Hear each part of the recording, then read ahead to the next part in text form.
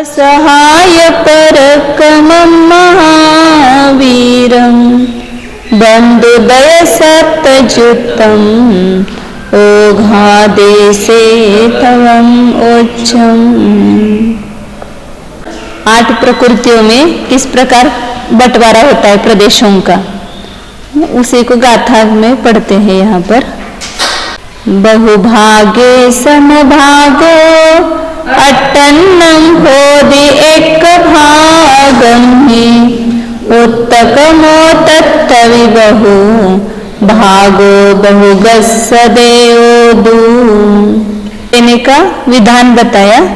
बहुभागे समभागो, बहुभाग निकालो पहले, अवली के असंख्यात भाग को प्रतिभाग कहा है।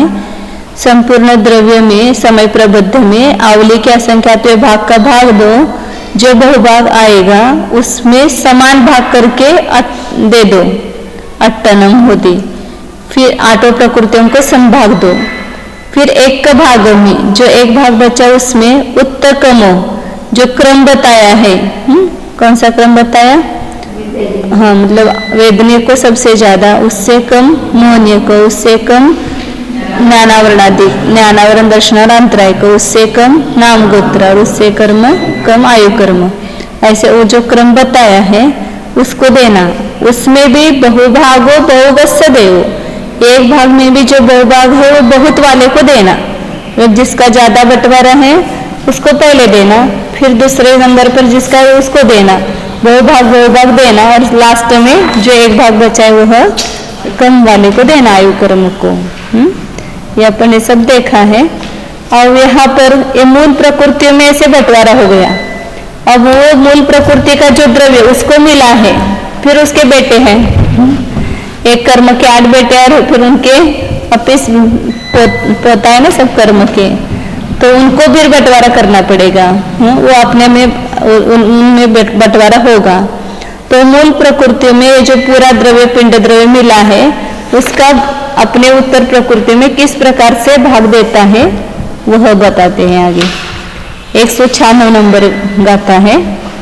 रपड़ी सुपुणो मोहावरणा हवन्ति हीनकमा अह्यकमा पुणनामा विघायन भंजनम से।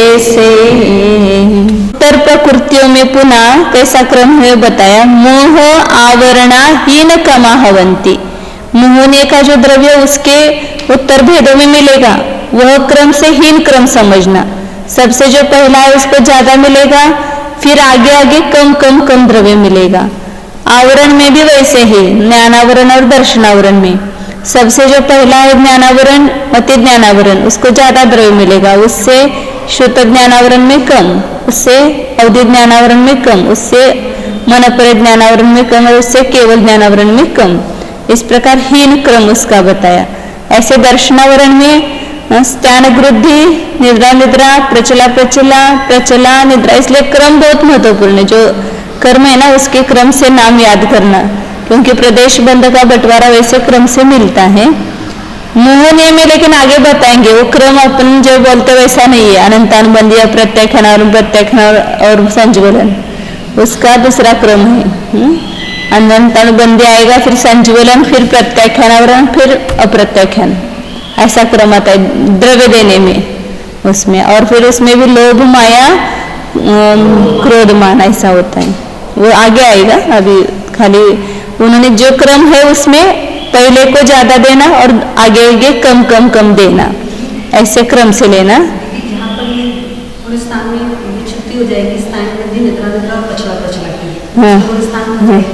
तो फिर क्रम क्या होगा? निद्रा से बटेगा। आगे जो जितने बचेंगे उसमें बटेगा।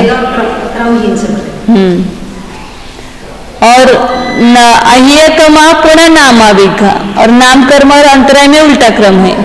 उसको लास्ट वाले में सबसे ज्यादा मिलेगा और उससे कम आगे, मतलब द्विचरण वाले को, मतलब सबसे पहले को कम मिलेगा और फिर दूसरे को उससे ज्यादा, तीसरे को उससे ज्यादा। इस प्रकार इसमें अंतराय में तो 5 बंटवारे होंगे। दानांतराय को सबसे कम मिलेगा, उससे लाभांतराय को ज्यादा, उससे भोगांतराय को, उससे उपभोगांतराय को ज्यादा और सबसे ज्यादा वीर्यांतराय को। वीर्यांतराय वीर्य सबके साथ रहता है ना, इसलिए उसका द्रव्य ज्यादा है पूरा। और नाम कर्म में भी वैसे, नाम कर्म में तो बहुत बंटवारे हैं, उसकी बड़ी सेना है, बड़ा कुटुंब है उसका। नौ कषाय का जो लिया है ना, हाँ जो नौ कषाय का वहाँ सेपरेट लिया नहीं, तो नौ कषाय को जो द्रव्य मिलता है वो संजोरण कषाय को मिला हुआ द्रव्य उसमें से उसको मिलता है। नहीं, अभी बताएंगे ना आगे, फिर वहां पर आप विचार करो। अभी नौ कषाय में वगैरह बंटवारा करेंगे आगे, वो केवल देशघाती द्रव्य में से ही करते हैं, सर्वघाती द्रव्य में से उसको देते ही नहीं है। हाँ हाँ, फिर आगे कहाँ गया, ये कमा पुण्यनाम होगा विगायन भंजनम से अंतराय कर्म जो है उसको उल्टा क्रम, मतलब पहले वाले को सबसे कम मिलेगा और आगे अधिक अधिक मिलेगा, और नाम कर्म में भी सबसे पहले वाले को कम मिलेगा, गति को कम, उससे जाति को अधिक, उससे जो भी क्रम वहां बताया है आगे जा करके वैसा क्रम से अधिक अधिक अधिक मिलेगा, लास्ट वाले को सबसे ज्यादा मिलेगा। नाम कर्म में अब एक साथ कौन कौन से बनते उतने में बंटवारा होगा ना, तो सब कर्म से सभी कर्मों का आएगा।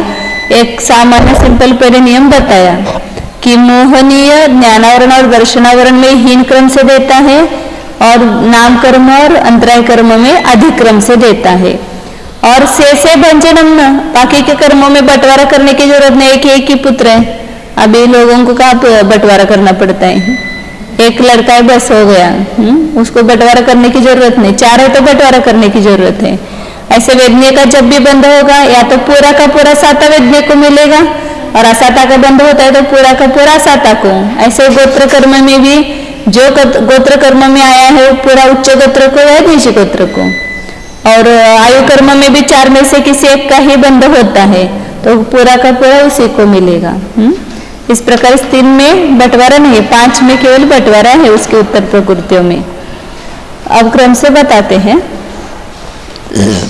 अब घाती कर्म में द्रव्य का विभाग करते समय पहले सर्वघाती द्रव्य और देशघाती द्रव्य ऐसा विभाग करेंगे। जो भी ज्ञानावरण को मिला है उसमें 2 प्रकार का द्रव्य निकालेंगे, सर्वघाती द्रव्य और देशघाती द्रव्य। फिर उसमें से जिन जिन को सर्वघाती द्रव्य और देश मिलना है उनको सर्वघाती द्रव्य देंगे, जिनको देशघाती द्रव्य मिलना है उनको देशघाती द्रव्य भी देंगे, दोनों देंगे। 197 नंबर गाथा है। सौवावरणं दौवम अनंत भागोदमूल पडीनं शेषा अनंत भागा देशावरणं हवेदौवम। दूसरी किताब में देशावरणं हवेदौवम, हाँ, लेकिन हमने लिखा है वहां पर नम चाहिए, वो इसका अर्थ नहीं लगता है। सौवावरणम द्रव्य मूल पैडीनम अनंत भागो, मूल प्रकृतियों का जो द्रव्य है घाती कर्म में उसमें से सर्वावरण द्रव्य अनंतवा भाग है, और शेषा अनंत भागा, और शेष बहुभाग जो है वो देशावरणम दौवम हवे, क्योंकि दौवम किया है ना इसलिए उसका वो विशेषण है देशावरणम। तो शेष अनंत भाग मतलब बहुभाग जो है वो देशघाती द्रव्य है, मतलब देशघाती द्रव्य अधिक है और सर्वघाती द्रव्य कम है। हाँ, देशावरण बराबर है। हाँ, दौवम हवे दौवम ऐसा। दीदी अब जितना डिस्ट्रीब्यूशन आएगा उसमें सर्वघाती द्रव्य एक भाग आएगा, देशघाती बहुभाग। हाँ हाँ, उल्टा, सर्वघाती द्रव्य एक भाग और देशघाती द्रव्य बहुभाग। तो उसका एक बताया था ना, उसका तर्क एक कि पहले वर्गना में ज्यादा द्रव्य मिलता है ना, तो पहले नीचे, हाँ, तो देशघाती द्रव्य ज्यादा है और सर्वघाती द्रव्य कम है।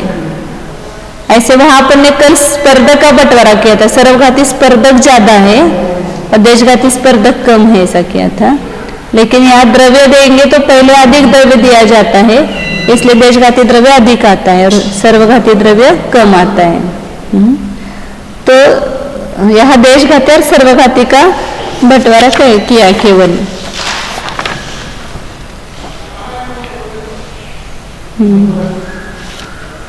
कैसे किया वो देखा था।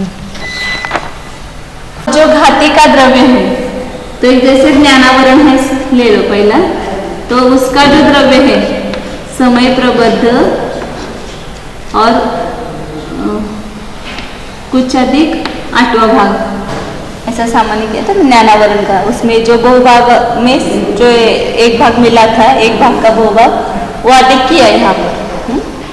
तो यह ज्ञानावरण का द्रव्य है। अब इसके दो बंटवारे होंगे, देशघाती द्रव्य और सर्वघाती द्रव्य।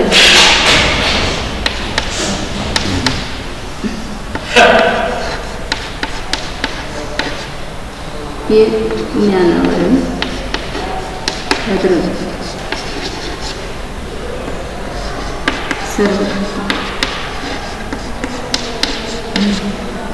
तो जो सर्वघाती द्रव्य है वो अनंत व एक भाग है, इसलिए इसको क्या करेंगे, अनंत का भाग देंगे। मतलब अनंत मतलब ख, ये संदृष्टि मानी है यहाँ पर ख ही दिया है,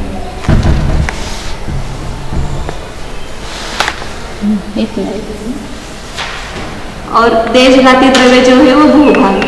पहले इसको दिखाने के लिए वो बताया था कि दो भाग थे ना, बहुभाग और एक भाग का भूभाग, इन दोनों को मिलाकर के इतना हुआ।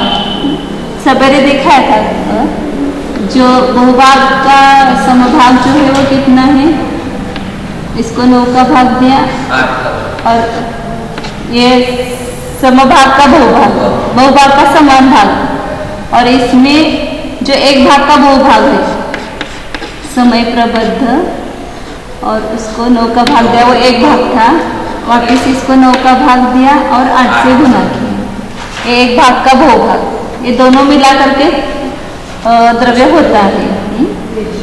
हाँ, वेदनीय में होता है, ऐसे आगे ज्ञानावरण आदि में भी है। तो यहाँ वो ये जो है इसको इसमें अधिक किया और इन दोनों का अपवर्तन किया, तो इतना साधिक समय प्रबद्ध का द्रव्य रहेगा। सभी में ऐसा ही होगा, मतलब नीचे का जो एक भाग का बहुभाग है उसको ऊपर के इसमें केवल अधिक की संतुष्टि की यहाँ पर, और ये तो सभी में समान ही है। तो यहाँ इस पर इसका अपवर्तन करके समय प्रबद्ध का 8वां भाग कुछ अधिक ऐसा द्रव्य हुआ। तो यहाँ ज्ञानावरण के द्रव्य में दो किया, देशघाती द्रव्य, सर्वघाती द्रव्य। तो एक अनंत का भाग दिया, एक भाग सर्वघाती हुआ, और जो उसका भूभाग है वह अनंत का भाग दिया, एक कम अनंत से गुना किया। ये देशघाती द्रव्य है। अब यह सर्वघाती द्रव्य मतलब क्या, कि जो जो सर्वघाती स्पर्धक रूप से परिणत हुआ है उसको कहेंगे सर्वघाती द्रव्य, और जो द्रव्य देशघाती स्पर्धक रूप से परिणमित हुआ है उसको कहेंगे देशघाती द्रव्य। तो यहाँ पर जो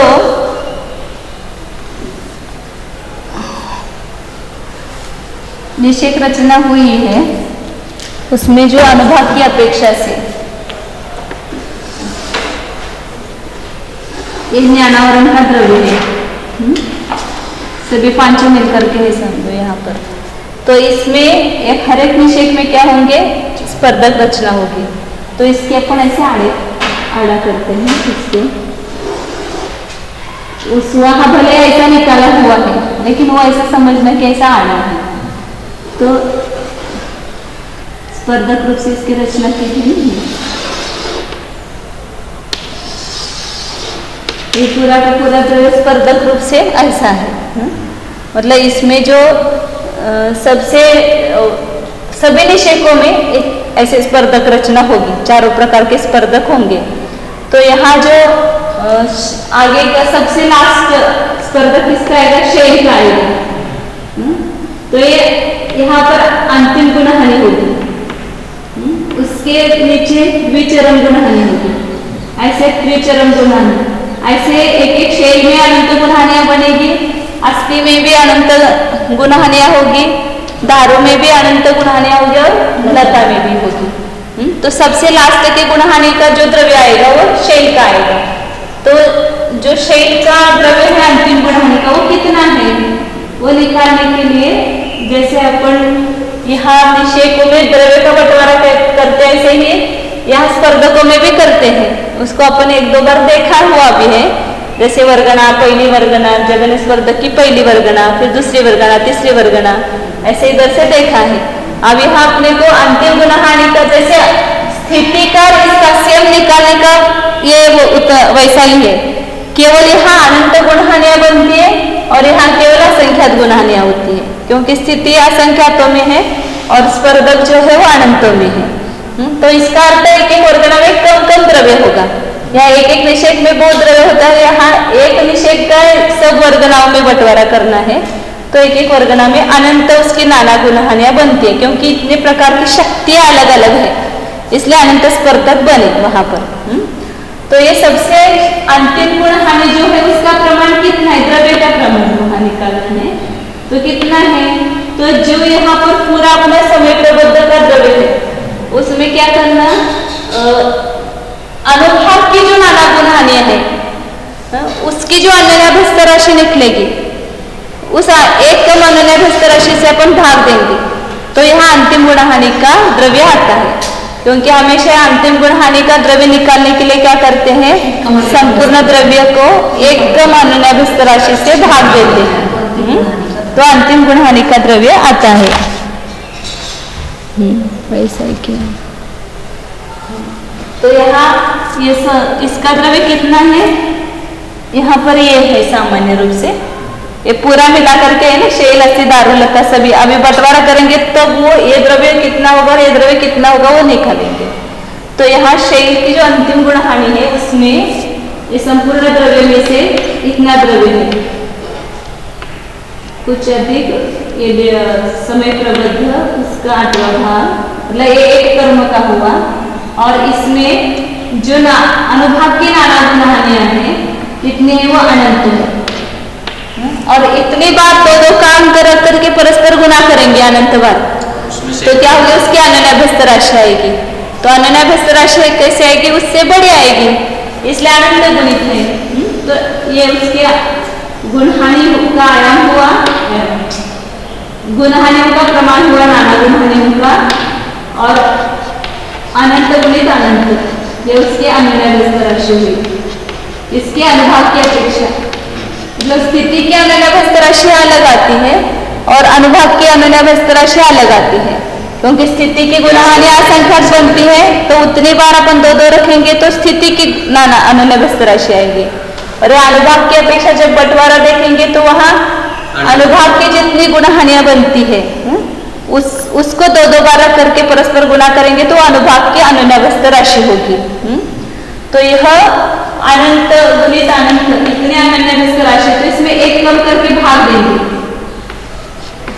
अनंत गुणित अनंत, और इसमें एक कम करेंगे, मैंने एक कम अनन्याभ्यस्त राशि, संपूर्ण द्रव्य में एक कम अनन्याभ्यस्त राशि से भाग देते हैं। उनका संतुष्टि से जैसे यहाँ 3100 माना है, 3100 और 5 गुण हानियां हैं, तो 5 बार दो काम कर रखेंगे तो कितना आएगा, 2 दूनी 4, 4 दूनी 8, 8 दूनी 16, 16 दूनी 32, 32 अनन्याभ्यस्त राशि आएगी। उसमें एक कम करेंगे तो 31 होगा, तो 31 का भाग देंगे तो कितना आएगा, 100 आएगा।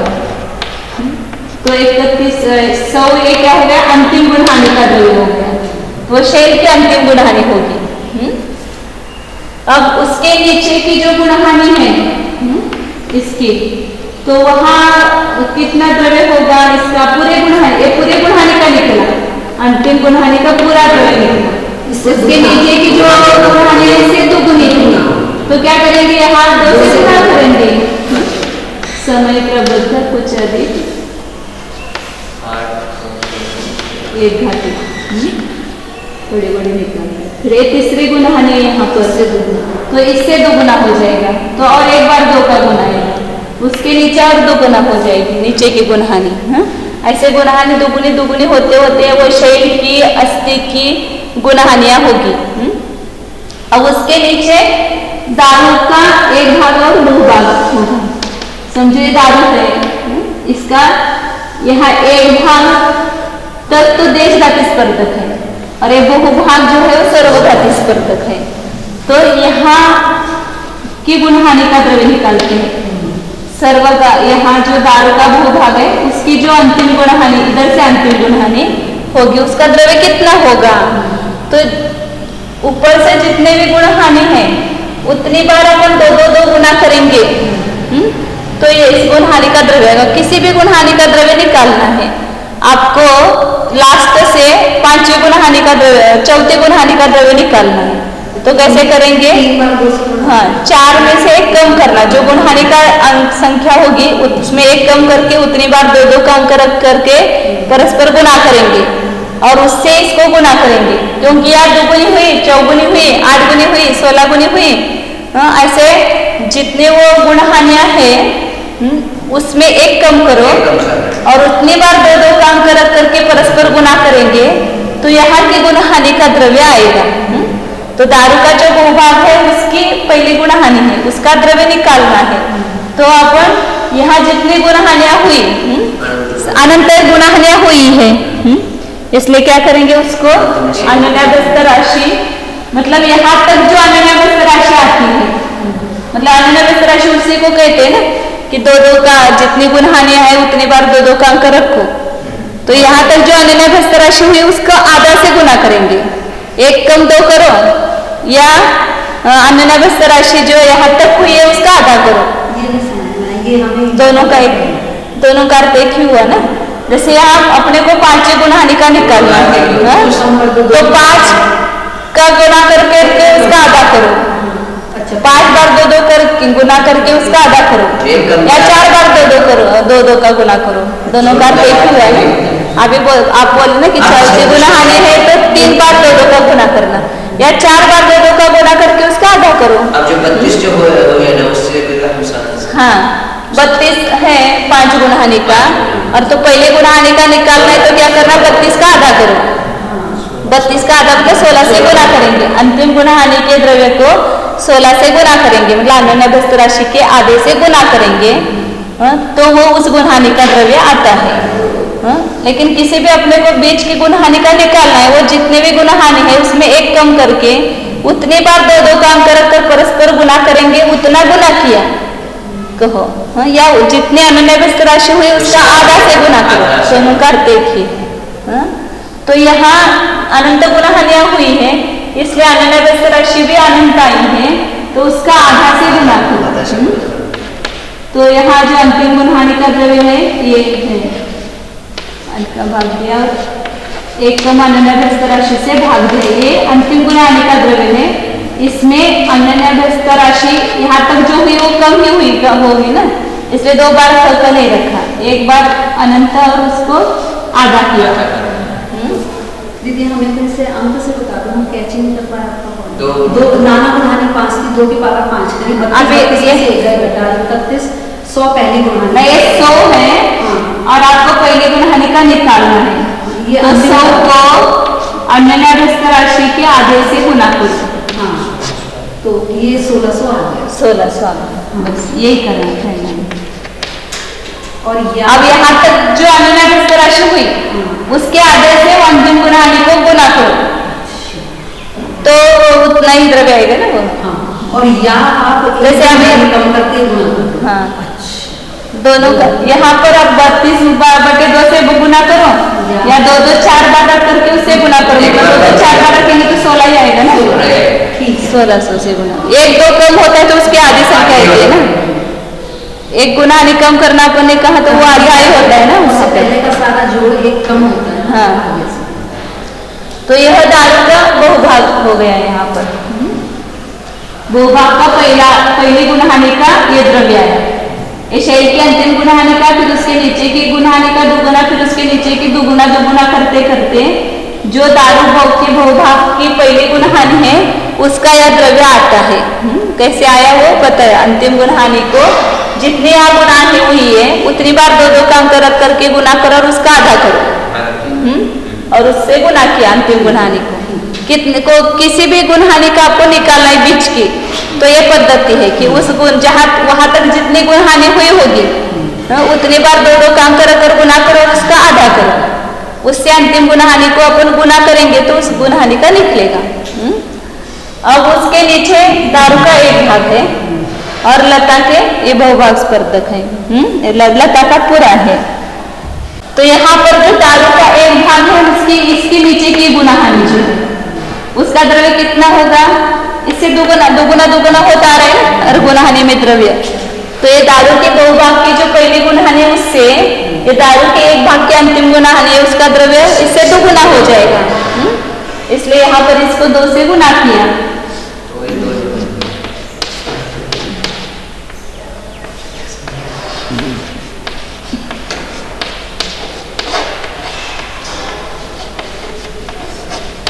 2 से गुना किया बस।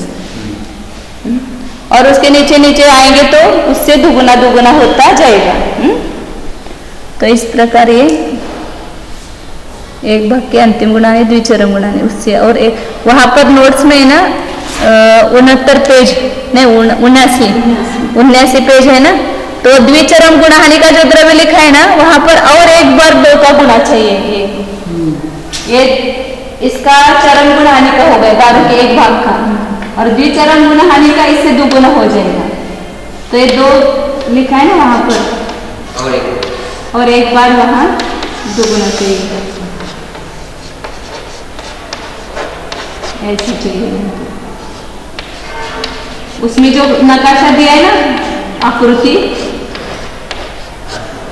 आकृति में देखो उसमें, हाँ ये यहाँ पर जो है ना यहाँ से इधर से नीचे से वो इधर द्विचरम गुणहानि लिखा है ना वहां पर, चरम गुणहानि का ये है और द्विचरम गुणहानि का उससे 2 गुना होना चाहिए।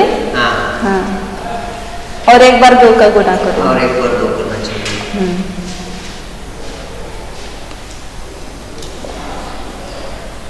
और इस प्रकार नीचे नीचे दुगुनी दुगुनी होती हुई लता भाग की जो पहली गुणहानि है उसका द्रव्य कितना होगा, तो जो शैल की अंतिम गुणहानि है उसमें पूरी जितनी गुणहानियां हुई अनुभाग की अपेक्षा से पूरी की पूरी गुणहानियां अनंत हुई, और उसके अनन्यभ्यस्त राशि जो होगी उसके आधे से गुना करो। यहाँ पर कौन से अनन्यभ्यस्त राशि से के आधे से गुना किया, यहाँ पर जो अनन्यभ्यस्त राशि हुई थी उसके आधे से गुना किया, और यहाँ तक जो अनन्यभ्यस्त राशि होगी पूरी गुणहानि की नाना गुणहानि की उसके आधे से अंतिम गुणहानि के द्रव्य को आधा करो। किसी से वहां बीच में से भी निकालना तो भी निकाल सकते, यहाँ से कितने भी गुणहानि है वो देखना, क्योंकि दुगुना दुगुना होता द्रव्य गया है। यहाँ से जितने नंबर पर है उतनी बार 2 काम करके गुना करके उसका आधा करके गुना करो तो भी वह द्रव्य आता है। इधर दारू के बहुभाग की प्रथम गुणहानि जो आई है वो भी अनंत ही आई है, ये भी अनंत का। हाँ ये यहाँ तक लेकिन कम है इसलिए छोटा निकाला, और यहाँ तक ज्यादा निकलेगा इसलिए 2 बार अनंत गुना किया यहाँ पर। ये अंतिम गुणहानि का द्रव्य है, एक कम अनन्यभ्यस्त राशि से भाग दिया, यह अंतिम गुणहानि का द्रव्य है। और यहाँ पर जो अनन्यभ्यस्त राशि है अनंत गुणित अनंत उसके आधे से गुना करो तो ये लता की पहली गुणहानि का द्रव्य आएगा। यानी 2 से गुणित करने के यहाँ अनंत बार के इसलिए 2 बार है। ये बड़े अनन्यभ्यस्त राशि है और यह छोटे अनन्यभ्यस्त राशि है। ये दिखाने के लिए एक बार ही अनंत किया और यह 2 बार अनंत किया और उसका आधा किया। तो ये सब गुणहानि का द्रव्य निकला। तो इसमें ये लता की पूरी गुणहानि और दारू के एक भाग की गुणहानि इतना जो द्रव्य होगा वो क्या है, देशघाती द्रव्य है। तो ये पूरा देशघाती द्रव्य है ना, ये बहुभाग ये यहाँ तक का द्रव्य हो जाएगा। और जो सर्वघाती द्रव्य है ये पूरा ये आगे जो है इसका ये पूरा सर्वघाती द्रव्य होगा। लेकिन इसमें किस किस को मिलेगा ये सर्वघाती द्रव्य? हाँ, तो इसलिए वहां पर ऐसे इधर बाजू में निकाला है, देखो आकृति में। तो यहाँ पर ये सर्वघाती द्रव्य पूरा किस रूप है, इधर ये बहुभागी यहाँ से लेकर यहाँ तक केवल ज्ञानावरण, मनोपरे ज्ञानावरण, अवधि ज्ञानावरण और 5 का है ये सर्वघाती द्रव्य, 5 में मिला है सर्वघाती द्रव्य। सबका अलग अलग होगा लेकिन ये सब मिला करके ही दिखाया है। और यहाँ जो देशघाती द्रव्य है वह 4 में होगा, मति ज्ञानावरण, श्रुत ज्ञानावरण, अवधि ज्ञानावरण और मनोपरे ज्ञानावरण। इसलिए आकृति में ऐसा अलग बाजू में निकाला है, यहाँ निकाला है ना ये इधर नाम लिखे है ना। ये सर्वघाती में 5 नाम लिखे हैं और देशघाती में 4 ही नाम लिखे हैं।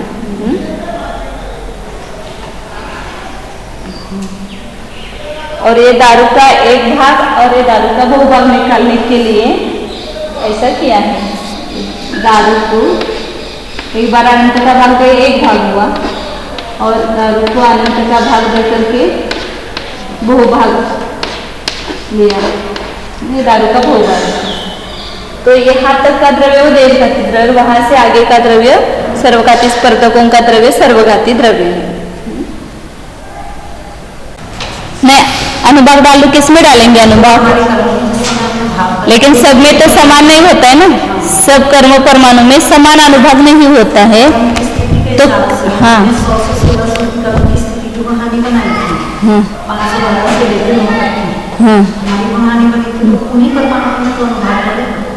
लेकिन उसी परमाणु में एक निषेक में जो मिला है उसमें समान अनुभाग नहीं है ना, इसलिए स्पर्धक रचना हुई ना यहाँ पर।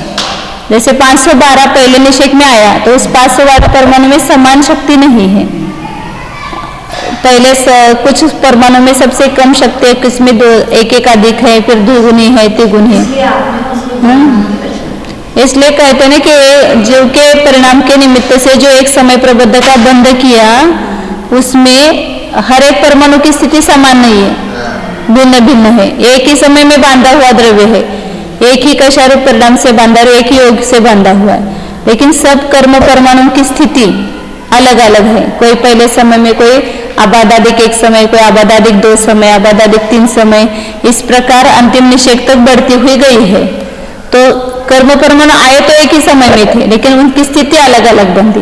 और एक समय स्थिति में जो द्रव्य मिला हुआ है उनमें सब में अनुभाग शक्ति समान नहीं है, उसमें भी अनंत स्पर्धक बने तो अनंत प्रकार की शक्ति हो गई ना सब परमाणु में। एक ही साथ उदय में आ रहे हैं, फिर भी सब अपने अपनी शक्ति रूप से उदय में आएंगे।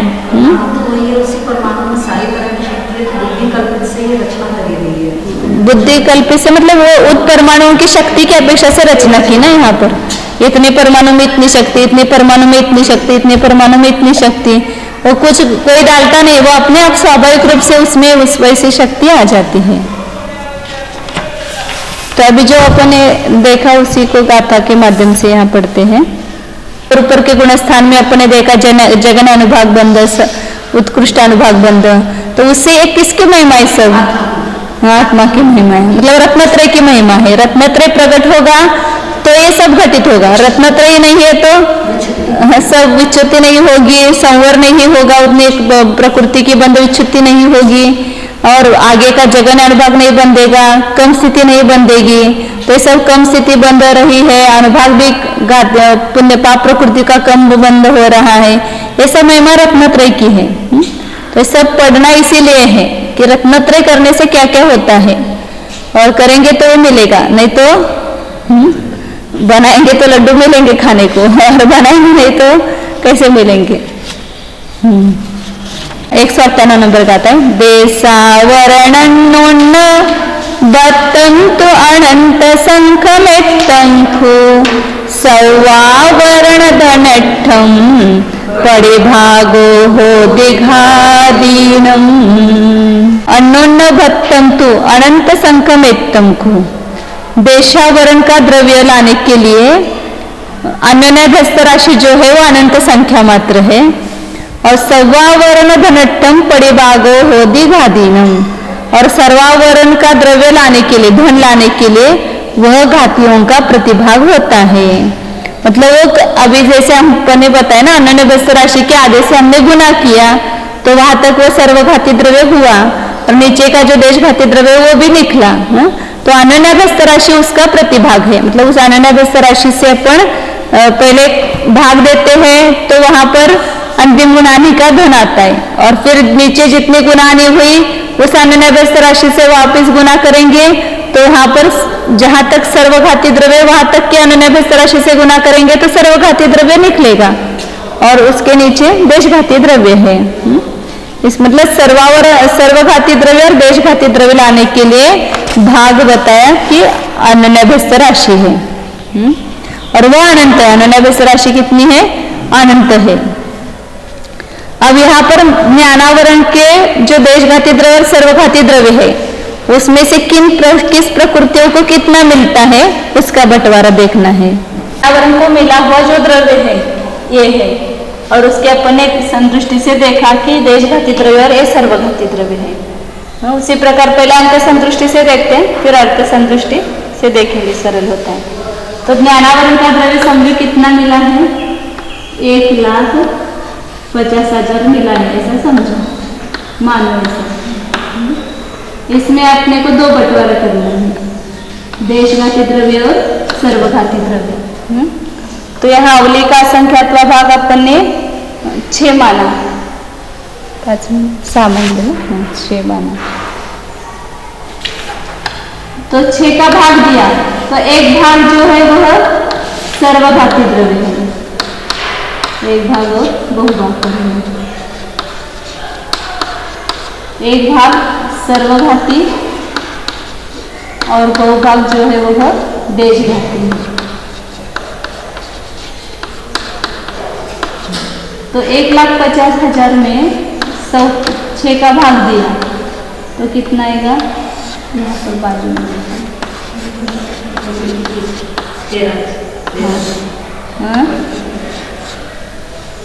सही दूनी 12, 25,000 आएगा ना, 25 गुना 1.5 होता है, तो 25,000 आया। तो ये 25,000 सर्वघाती द्रव्य होगा और 1,25,000 देशघाती द्रव्य होगा। अब इसमें ये जो सर्वघाती द्रव्य है उसका बंटवारा 5 प्रकृतियों में होगा, सर्वघाती प्रकृति में भी होगा और देशघाती प्रकृति में भी होगा, क्योंकि देशघाती में भी देशघाती प्रकृति में दोनों प्रकार के स्पर्धक होते हैं। देशघाती भी स्पर्धक होते हैं, सर्वघाती भी स्पर्धक होते हैं, और जो सर्वघाती प्रकृति है उसमें सर्वघाती ही स्पर्धक होते हैं, इसलिए उसका उदय रहते हुए थोड़ा भी गुण प्रकट नहीं होता है। केवल ज्ञानावरण का जब तक उदय है तब तक उसके सब सर्वघाती ही स्पर्धक है, तो उसका कोई भी थोड़ा भी ज्ञान प्रकट नहीं होगा, उसका अभाव होने पर ही क्या होगा, वहाँ ज्ञान होगा। और यहाँ जितने देशघाती प्रकृति में अपन देखते हैं कि जितने सर्वघाती स्पर्धक उनके उदय का अभाव हुआ उतना ज्ञान वहां पर व्यक्त होता है। देशघाती स्पर्धक होते हुए भी वहां गुण व्यक्त रहता है, मतलब मति ज्ञान होता है। सवेरे बताते ना, जितना जैसे अभी एक इंद्रिय जीव है उसको तो मति ज्ञान अपने इंद्रिय जो है एक इंद्रिय छोड़ करके रसनेन्द्रिय, घ्राणेन्द्रिय, चक्षुरेन्द्रिय और कर्णेन्द्रिय और मन, इसके ज्ञानावरण कर्म जो है उसके पूरे सर्वघाती स्पर्धकों का उदय है, इसलिए उसका थोड़ा भी ज्ञान व्यक्त नहीं है। रसनेन्द्रिय अधिक ज्ञान केवल स्पर्शनेन्द्रिय के मति ज्ञानावरण श्रुत ज्ञानावरण कर्म है, उसके सर्वघाती स्पर्धकों का आवश्यक रूप से वहां उदय का अभाव हुआ है और उसके ही देशघाती स्पर्धक का उदय है, इसलिए उसको केवल स्पर्शनेन्द्रिय जनित मति ज्ञान होता है। ऐसे अभी जैसे अपने को अवधि दर्शन नहीं है तो अवधि ज्ञान नहीं है, तो अवधि ज्ञानावरण के सर्वघाती स्पर्धकों का उदय है, मनपर ज्ञानावरण के भी सभी सर्वघाती स्पर्धकों का उदय है, इसलिए बिल्कुल भी अवधि ज्ञान और मनपर ज्ञान नहीं होता है। तो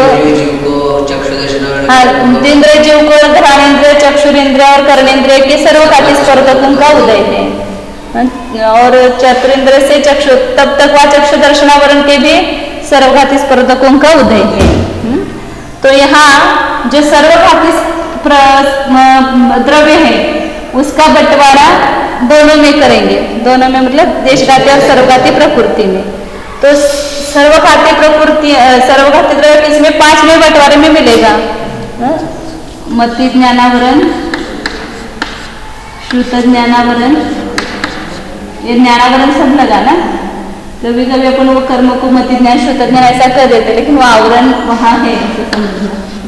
अवधि ज्ञानावरण, मनोपरय ज्ञानावरण और केवल ज्ञानावरण, यहाँ पर आगे है। तो इसमें जो पहले सर्वघाती का बंटवारा करते हैं तो 25,000 सर्वघाती द्रव्य मिला हुआ है यहाँ पर सर्वघाती के लिए, तो उसको क्या करेंगे, वापिस एक भाग और 2 भाग करेंगे। तो यहाँ 25,000 में 5 का भाग दिया, 5 लिया वहां पर, तो एक भाग आया 5,000, बहुभाग आया 20,000। 20,000 तो इसकी कितने बंटवारे होंगे? 5 होंगे। 5 को देना है ना, इसलिए 5 बंटवारे होंगे। तो सबको कितना आएगा? 4,000 आएगा। तो एक बहुभाग में समान भाग करना। वहाँ पर भी वैसा ही जो मूल प्रकृतियों में अपन ने किया था ना, वैसा ही बंटवारा है।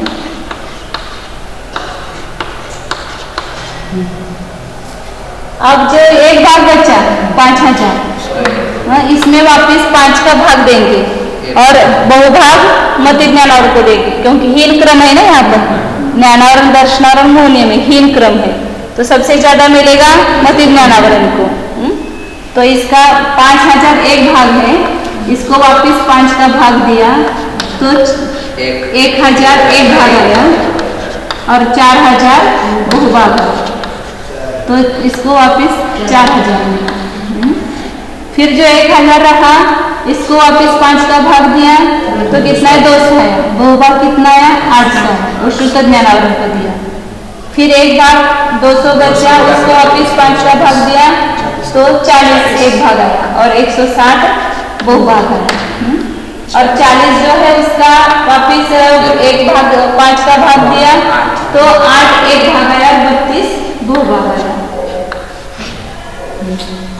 हाँ, तो सबसे कम केवल ज्ञानावरण को मिला, उससे ज्यादा मनोपरय ज्ञानावरण को, उससे ज्यादा अवधि ज्ञानावरण को, उससे शुद्ध ज्ञानावरण को, सबसे ज्यादा मति ज्ञानावरण को मिला द्रव्य। दीदी जो 6-7 स्थान है, अवधि ज्ञानावरण और मनोपरय ज्ञानावरण जिनके शोषम हो गया, उनको भी डिवीजन से। हाँ, उसका कुछ संबंध नहीं, वो तो शोभशम का है ना, या तो बंध नया कर रहा है, उसका बंटवारा 10वें गुणस्थान तक ऐसे ही होगा। अब जो देशव्यापी द्रव्य वो भी उस पर बंटवारा है।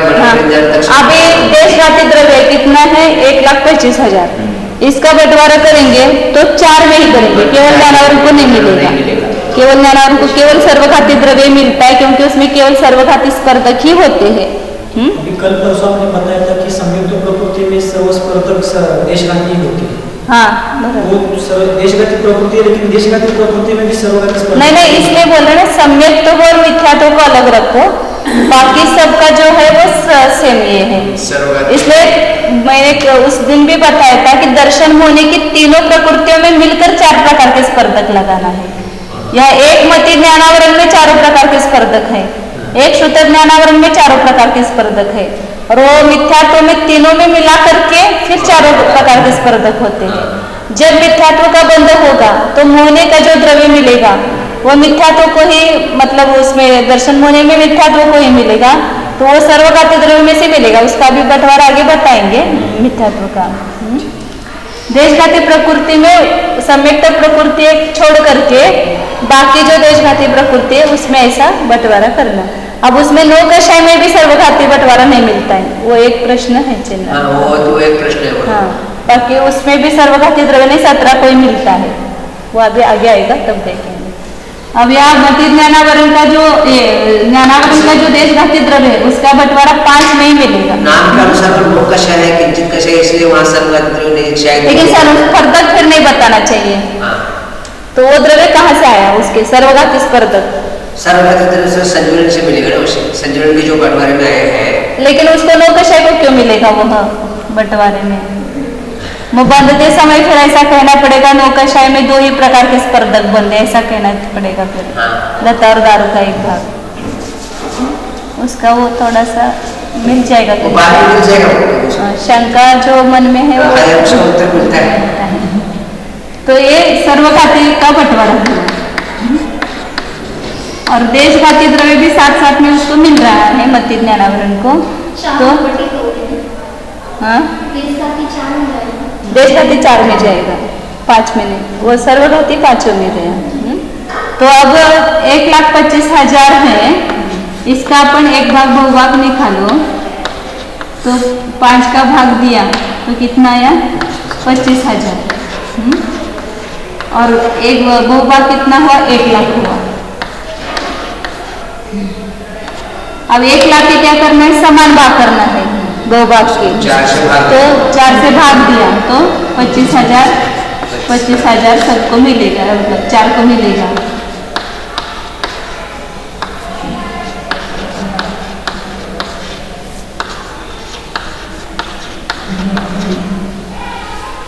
अब एक भाग रहा 25,000, इसमें एक बार हाँ, इसमें वापिस बहुभाग जो है पहले को देंगे, मध्य ज्ञानावरण को। तो 25,000 को अपन ने 5 का भाग दिया, तो कितना है 5,000 आया, और बहुभाग कितना हुआ 20,000, वो किसको मिलेगा, मध्य ज्ञानावरण को मिलेगा। फिर एक भाग 5,000 रहा, उसका बहुभाग कितना आएगा 4,000 आएगा। फिर 1,000 है, उसका बहुभाग 800, और एक भाग जो है 200।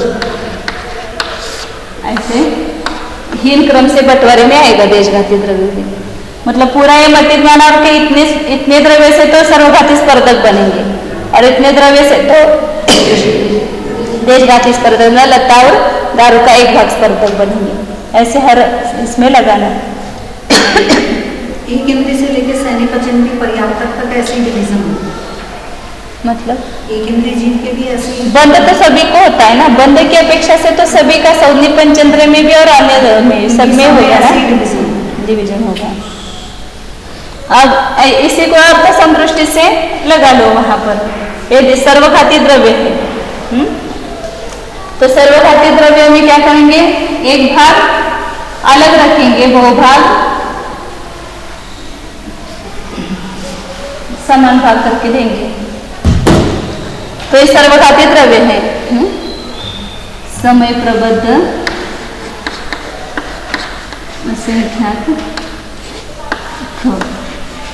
इसको क्या करेंगे, अवली का संख्यात्व भाग से भाग देंगे। अवली का संख्यात्व भाग कितना माना है, 9 माना है। ये एक भाग हुआ, इसको अलग रखो, और एक भाग को एक कम अवली के असंख्यात्व भाग से गुना करो तो बहुभाग हुआ, और ये कितने को मिलेगा, 5 को मिलेगा। तो 5 में बंटवारा करके देना है, 5 का भाग दो, तो 5 में मिलेगा इतना ही द्रव्य।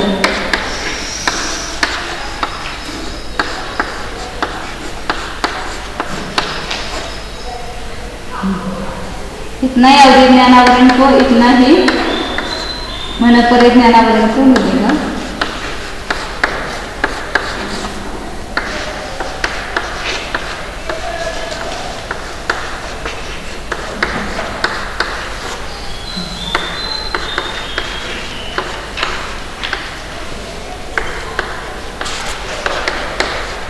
समान भाग मिला, बहुभाग का समान भाग सभी को मिला, और जो एक भाग यहाँ रखा है उसका बहुभाग इसको मिलेगा, फिर जो बचा उसका बहुभाग इसको।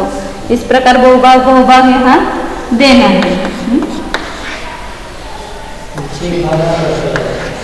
हाँ, एक भागार बढ़ेगा और एक 8 का गुना आएगा। सब जगह एक एक भागार बढ़ता जाएगा, अनंत, और ये 9 3 बार हो जाएगा। एक एक भागार बढ़ेगा तो द्रव्य बराबर कम कम होता जाएगा ना वहाँ पर, बाकी कुछ नहीं है। हाँ, भागार, और एक भाग खाली नीचे जो लास्ट में है उसमें एक भाग खाली देंगे, वहाँ पर 8 का गुना नहीं होगा। 8 का गुना नहीं करने में कुछ अधिक होगा, वो इसका ध्यान अंगी है, वो हमेशा ही होएगा। 9 6 बार आ जाएंगे यहाँ पर, ये 3 है, यहाँ पर 4 हो जाएंगे, 5 और 6 नहीं, यहाँ 5 ही रहेगा, एक बार। और यहाँ पर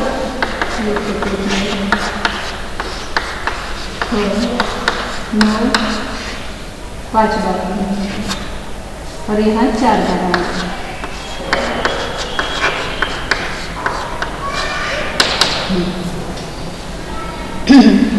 तो ये सर्वघाती द्रव्य। इसी प्रकार देशघाती द्रव्य भी सबको मिलेगा।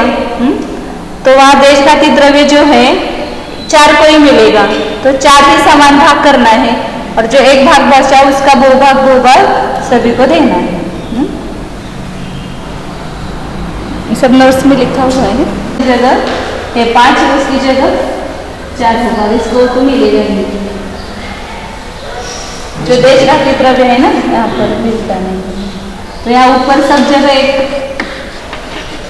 ये आएगा, क्योंकि वो बहुभाग द्रव्य है ना, इसलिए बहुभाग द्रव्य देने के लिए यहाँ पर और ये 4 में बटा हुआ है। और यहाँ पर भी सब जगह क्या होगा, यहाँ पर भी वो अनंत एक घाटी आएगा। विदेश घाती द्रव्य होगा और यहाँ एक भाग आएगा और ये नीचे 4 आएगा। ये देशघाती द्रव्य का बंटवारा। मतलब वो सब अपने बंटवारा किया था वैसा ही करना है। ये देशघाती द्रव्य खाली बहुभाग क्रम है, इसलिए या एक घाती एक कम अनंत का गुणा सब जगह होगा।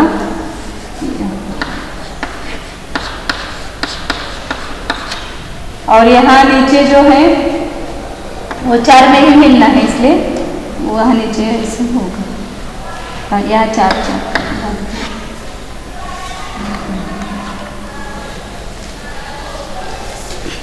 वृद्धि में सबसे ज्यादा मिलेगा, इसलिए उसका समान भाग तो 9 के लिए सब दिया है, इसलिए 9 का भाग आया सब जगह।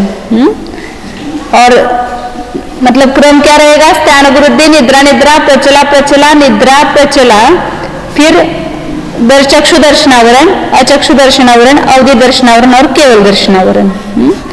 और उसमें समान भाग 9 को दिया बहुभाग का, और जो एक भाग था उसका बहुभाग, सब जगह एक एक भाग हर बढ़ता जाएगा। वहां पर भी ये सर्वघाती द्रव्य में 9 में मिलेगा। पहले सर्वघाती द्रव्य का बंटवारा किया, और जो दर्शनावरण का देशघाती द्रव्य होगा नीचे, तो उसमें भी क्या करेंगे, कितने को मिलेगा, दर्शनावरण के देशघाती द्रव्य 3 को ही मिलेगा, क्योंकि उसमें 3 ही प्रकृतियां देशघाती है, चक्षु दर्शनावरण, अचक्षु दर्शनावरण, अवधि दर्शनावरण, 3 में मिलेगा। 5 निद्रा और केवल ज्ञानावरण जो है वह सर्वघाती ही है। इसलिए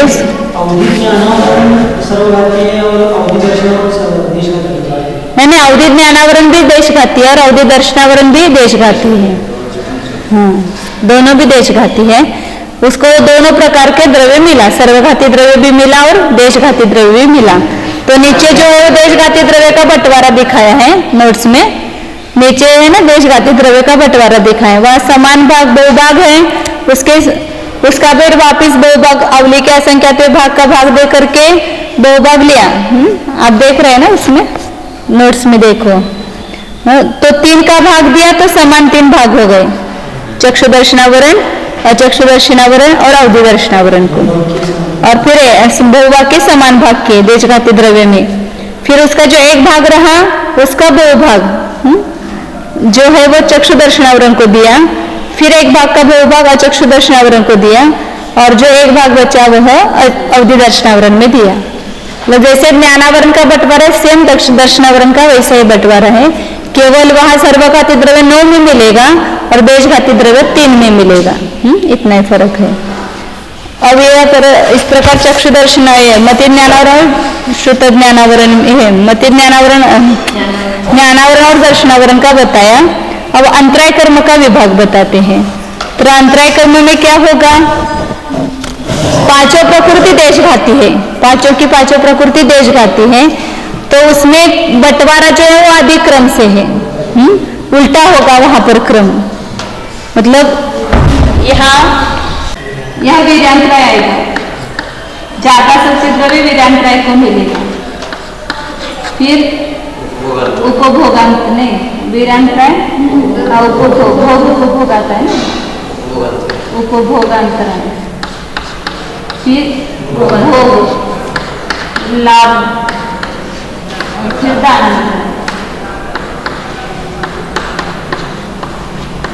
और इसमें 5 के 5 में सर्वघाती भी द्रव्य मिलेगा और देशघाती भी द्रव्य मिलेगा। हाँ, इसलिए यहाँ पर यह जो द्रव्य है वो देशघाती का द्रव्य है, समझो।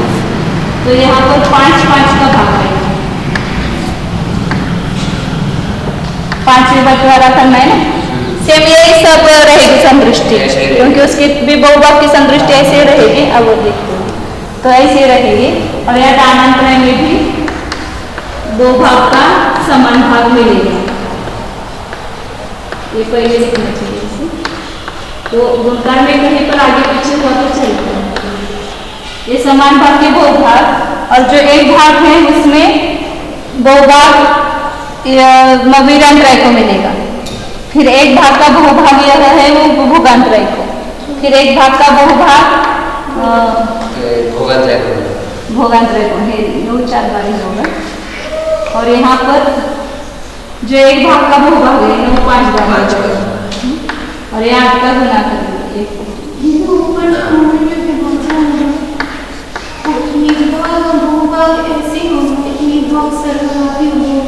हाँ ऐसा ही होगा ना, सब जगह ऐसा ही होगा। ज्ञानावरण, दर्शनावरण, वीरांतराय, अंतराय।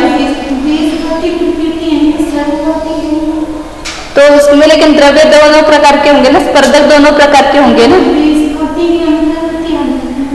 हाँ नहीं, इसलिए अभी तक बताया ना, सर्वघाती प्रकृति का द्रव्य सर्वघाती नहीं है, देशघाती प्रकृति का द्रव्य देशघाती द्रव्य नहीं है। जो देशघाती द्रव्य और सर्वघाती द्रव्य जो संज्ञा है, सर्वघाती स्पर्धकों का द्रव्य सर्वघाती द्रव्य, देशघाती स्पर्धकों का द्रव्य देशघाती द्रव्य। इसलिए 3 अलग अलग याद रखना, प्रकृति सर्वघाती देशघाती, अनुभाग सर्वघाती देशघाती, और प्रदेश जो है वो सर्वघाती और देशघाती। ऐसे तीनों में भी बंटवारा होता है। तो जो प्रकृतियां जो जिसका पूर्ण रूप से उदय रहते हुए भी पूर्ण रूप से घात नहीं होता है तो वो देशघाती प्रकृति हुई, और जिसका उदय रहते गुण पूरा रखता है वो देशघाती सर्वघाती प्रकृति हुई। और फिर उसमें देशघाती प्रकृति में भी दोनों प्रकार के स्पर्धक, जिन स्पर्धकों का उदय रहते हुए पूरा गुण घाटता है तो वह सर्वघाती स्पर्धक, और जिसका उदय रहते हुए भी गुण प्रकट रहता है वह देशघाती स्पर्धक।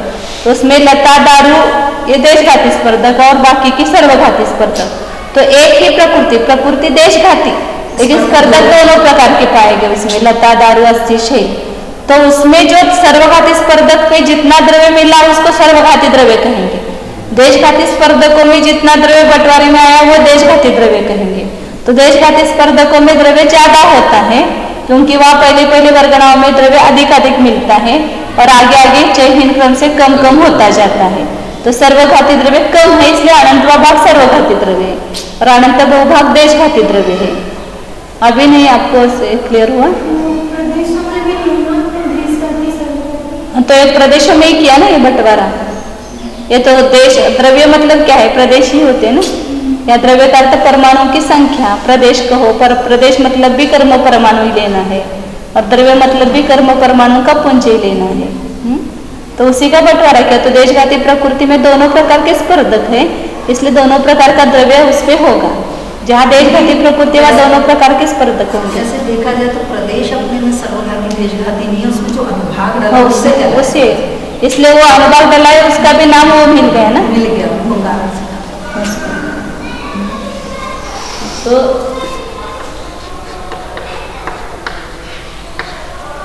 यहाँ पर भी एक होगा 9-5 मतलब है 9-5 बार समझना, या 5 मतलब 5 है और यहाँ 9 ऐसे 5 और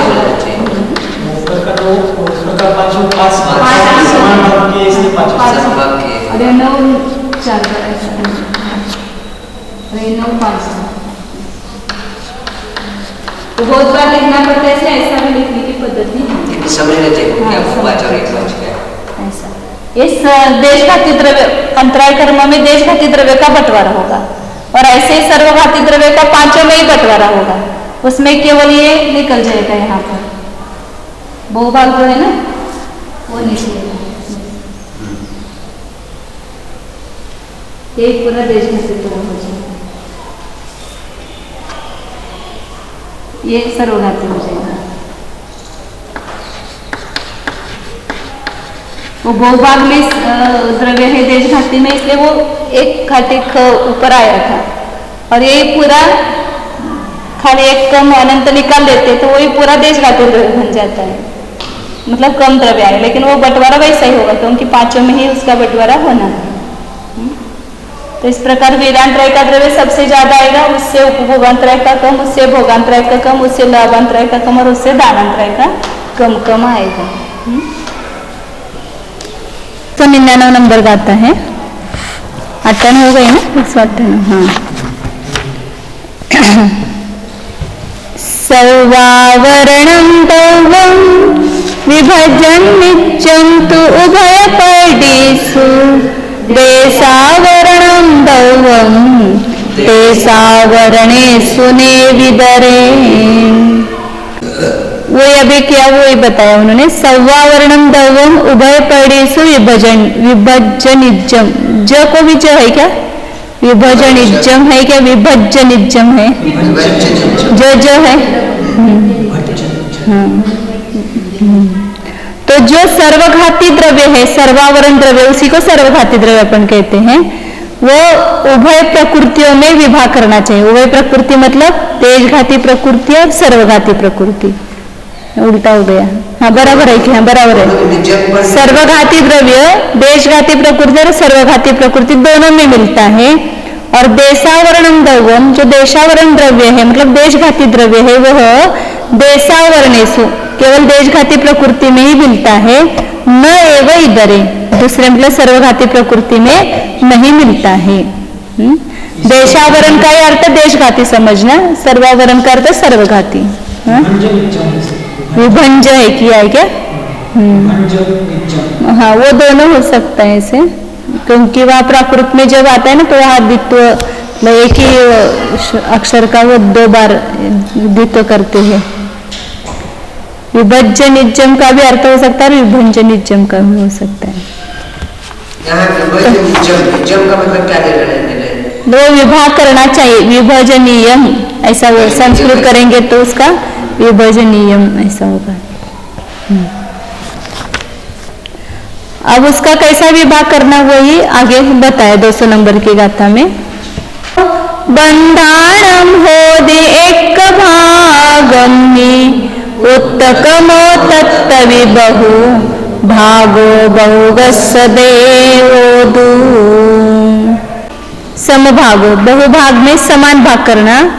बंधानम मतलब बंध प्रकृतियों में करना, जितनी प्रकृतियों का बंध होता है उसमें बहुभाग में समान भाग करना। और फिर एक भाग में उत्तकमो, जैसे ऊपर क्रम बताया उस क्रम के अनुसार देना। उसमें भी बहुभागो बहुगस्य देव, एक भाग का जो बहुभाग है उसको बहुत वाले को देना। एक पीछे गाता ही थी ना वैसे के वैसे गाता है। अभी पीछे 195 नंबर गाथा होगी शायद, 195 नंबर की गाथा होती ना, ती तशीच है। अब आगे बताते हैं। 201, हाँ बराबर, 201 नंबर गाथा। याणं सग सग सौवावरणीय सौवदौवं तु उत्तकमेन यदेयं विवरीयं नाम विघ्राणं। कि ज्ञानावरण घादी त्रिक मतलब ज्ञानावरण, दर्शनावरण और मोहनीय, इनका सग सग अपना अपना सर्वघाती द्रव्य उत्तकमेन मतलब उक्त क्रम से देना, मतलब हीन क्रम से देना। और नाम विघ्राणम विवरीयम देयम, नाम कर्म और अंतराय कर्म इसका विपरीत क्रम से देना। मतलब नाम कर्म और अंतराय कर्म में सबसे ज्यादा लास्ट वाली प्रकृति को मिलेगा, और फिर उसके द्विचरम त्रिचरम ऐसे प्रकृतियों को कम कम मिलेगा, लाधिक क्रम मिलेगा उसमें। तो इस प्रकार मति ज्ञानाप्रवन ने देखा है अभी देशघाती द्रव्य और सर्वघाती द्रव्य वगैरह।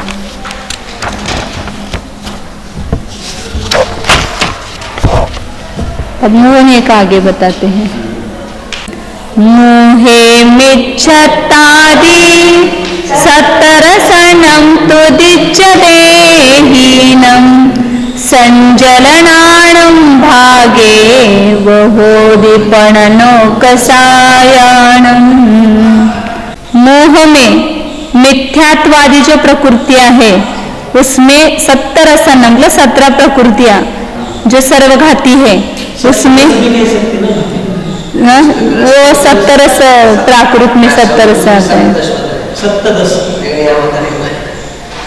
70 रस लिखते हैं। तो 70 रसन्नम हीनम विज्जते, हीन क्रम से दिया जाता है। और संजलनानम भाग एव होति पणनो कषायानम, संजवलन कषाय में जो मिला हुआ भाग है वही 5 नौ कषायों में मिलता है। मतलब जो देशघाती द्रव्य है ना, तो उसमें वो 5 नौ कषाय को मिलेगा। तो मिथ्यात्वादी 17 प्रकृति कौन सी है? तो पहले मिथ्यात्व, फिर अनंत अनुबंधी, यह क्रम ऐसा लेना, इस क्रम से मिलेगा हीन क्रम। मिथ्यात्व को सबसे ज्यादा मिलेगा, फिर उसके बाद अनंतानुबंधी लोभ माया क्रोध मान, फिर संज्वलन लोभ माया क्रोध मान, फिर प्रत्याख्यानावरण लोभ माया क्रोध मान, और फिर अप्रत्याख्यानावरण लोभ माया क्रोध मान। अब चौथा लेना, तीसरा लेना, फिर पहला लेना, दूसरा लेना, ऐसा क्रम करना। मतलब द्रव्य देने की अपेक्षा से कषायों के नाम ऐसे इस क्रम से है। पहले अनंतानुबंधी के बाद संज्वलन है, फिर उसके बाद प्रत्याख्यान है, फिर उसके बाद अप्रत्याख्यान है। उसका अनुभाग भी ऐसे हीन क्रम से होता है वहां पर, इसीलिए वो द्रव्य ज्यादा आता है उसमें। हाँ, अब जो संजलन कषाय का जो द्रव्य बंटवारे में आता है जाता है उसमें उसको नौ कषाय को मिलता है। हाँ, वो जो उसमें भी सर्वगति स्पर्धक है ना संजलन, लेकिन वो अभी बताएंगे ना आगे, वो आधा भाग उसमें मिलता है, वो देशघाती द्रव्य में से मिलता है। सर्वघाती द्रव्य में से 17 बंटवारा किया और 17 हो गया। अब संज्वलन जो सर्वघाती में से संज्वलन को मिला वो सब संज्वलन में ही रहेगा, वो नौ कषाय को नहीं मिलेगा। अब जो देशघाती द्रव्य का बंटवारा करेंगे तो उसका जो आधा है वो नौ कषाय में मिलेगा।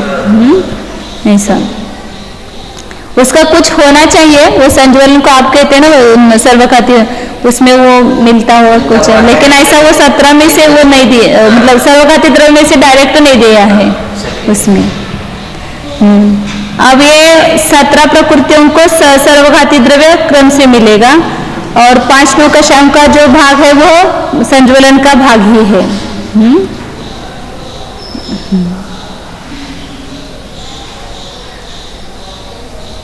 तो 5 नौ कषाय क्यों कहा यहाँ पर?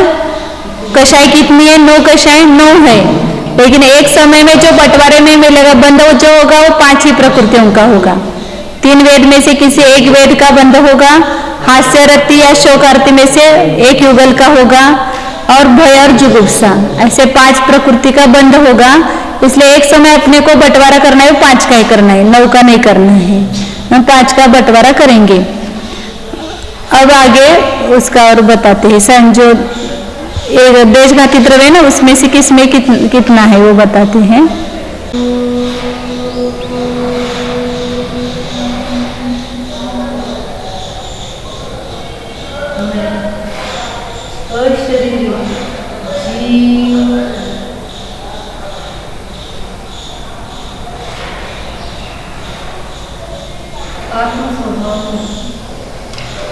जिस तरह शरीर नहीं है, न कर्म नहीं है,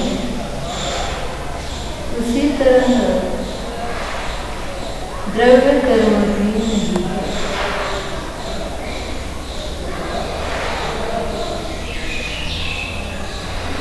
द्रव्य कर्म से अत्यंत भिन्न मैं निष्कर्म स्वरूपी हूँ।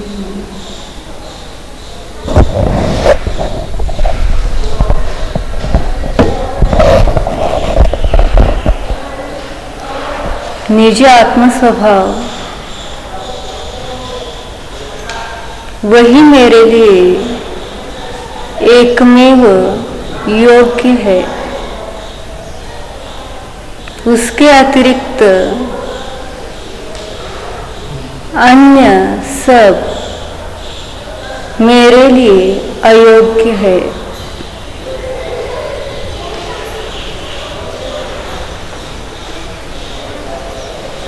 निज शुद्ध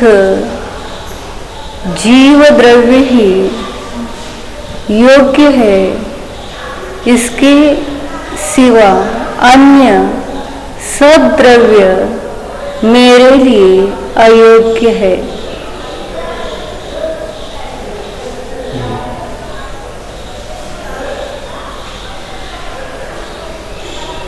अन्य द्रव्यों का मुझ में अत्यंत अभाव है।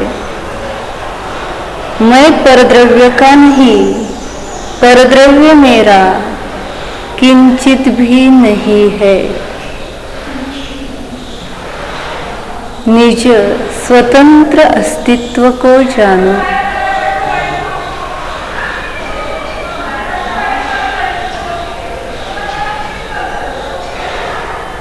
मेरे असंख्यात प्रदेश ही मेरा योग्य क्षेत्र है। अन्य द्रव्यों का क्षेत्र मेरे लिए अयोग्य है। मैं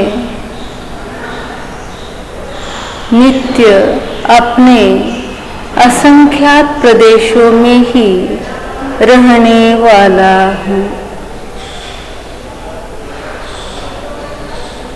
निज क्षेत्र में ही रहो।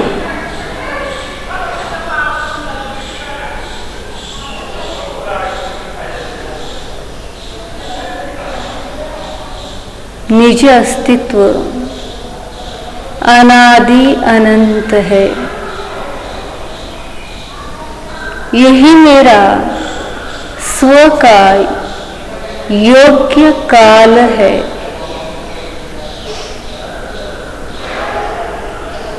अन्य द्रव्यों का काल, अन्य द्रव्यों का परिणमन मेरे लिए अत्यंत अयोग्य है।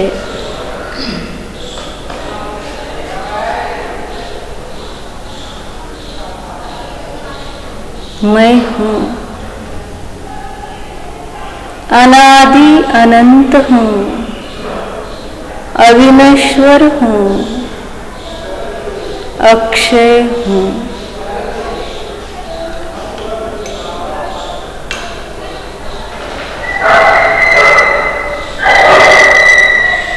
मेरा स्वभाव ज्ञान दर्शन चैतन्यमय है।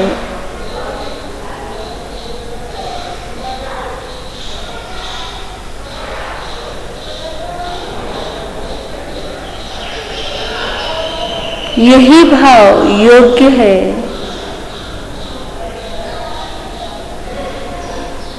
अन्य द्रव्यों का भाव स्वभाव मेरे लिए अयोग्य है।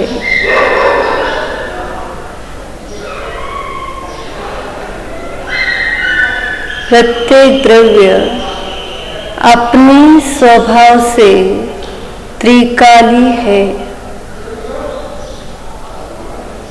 प्रत्येक का स्वभाव अपने लिए ही है।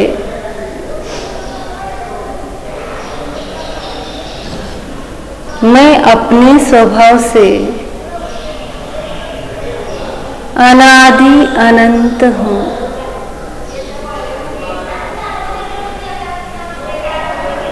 स्वद्रव्य, स्वक्षेत्र, स्वकाल, स्वभाव की योग्यता जानो।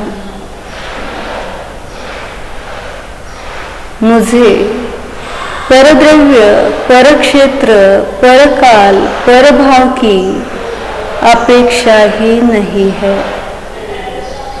जरूरत ही नहीं है। मैं स्वभाव से परिपूर्ण हूँ।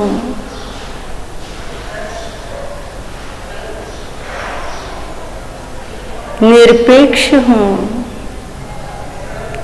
स्वस्वाधीन हूँ।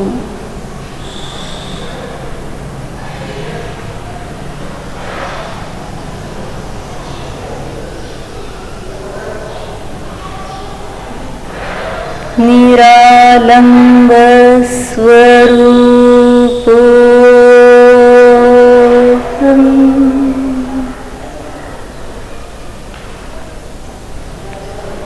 निरपेक्ष स्वरूपोऽहम्।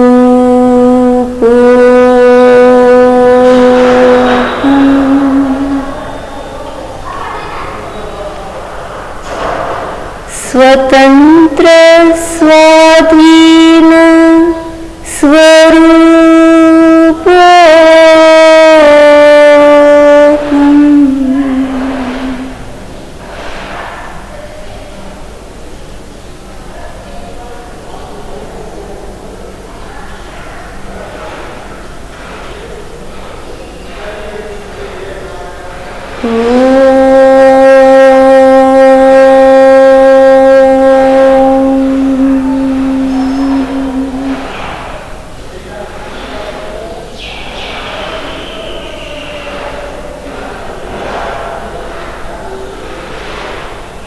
विसर्जन. नमो अरिहंताय, नमो